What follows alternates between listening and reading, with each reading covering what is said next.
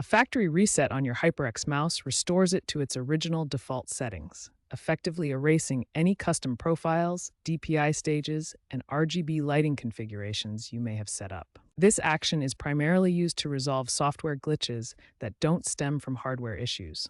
You might need a reset if you're experiencing DPI drift, button failures or stickiness, or connectivity problems with wireless models. HyperX mice, especially newer models like the Pulsefire Haste 2 or updated Pulsefire Core, allow resets either through hardware button combinations or the HyperX Ingenuity app.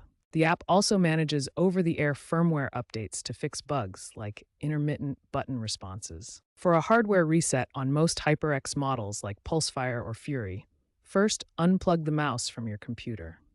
Then hold down the DPI button while plugging it back in to clear the onboard memory. Wireless models such as the Pulsefire Haste may require removing the battery briefly or holding the left-click and right-click buttons together for 5 seconds. For a software reset, use the HyperX Ingenuity app available for Windows.